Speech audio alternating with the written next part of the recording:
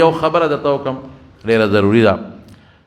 ډېر خلک په موبایل ټلیفون کوي وی قرآن شریف وګورئ نو قرآن شریف کې د نبی علیه السلام ویښته پروت دی مبارک او روان یې هغه اوبو کې واچوي. اوس کې دا ټول دروغ دي، ټول دروغ چورلټ.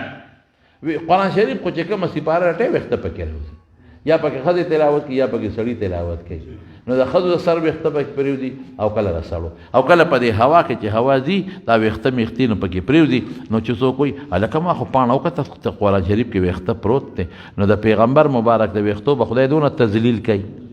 دا څه خبره ده؟ دا کله دا بټو صاحب چې کله وفات شو که نه، بټو ضیاءالحق پانسي کړی، نو چې وفات شو نو د خلکو به وي په قرآن شریف کې د بټو ویښته دي، با خلکو به ویښته سره بټو، حالانکه د بټو نه په سر ویښتو نه په ګیره ویښتو د بټو سر نه ویښته نشته. نو قرآن شریف کې ویښته د کم نه راځي. نو موږ بروره غونډ میاشت خلکو ته وي نشته نشته نشته، اخره کې خلک صبر شو. اوس یې دا غم جوړ کړی دی وی ویښته په قرآن شریف کې او لټۍ وی پکې راووته کړ، وی راته پلانکې سپاره وي پلانکې صورت او ویښته پکې راووت. ته راوړه یو صورت ته ځای اوس پکې پنځه شپږ راوځي. نو داسې خبرې دي، دا فضول خبرې دي.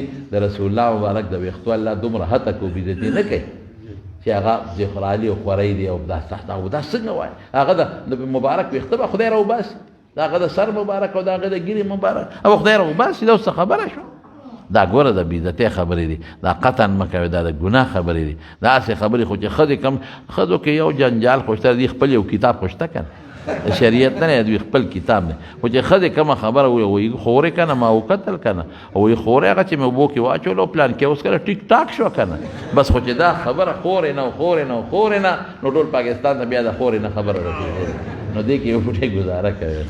ښځې کله وایي پلان کې دا چې زیارت له لاړو بس چې راغی ټیک ټاک شو، بس چې ګورې بل په زیارت دونه رش جوړي چې په لینډ کې ورته خلک ونه.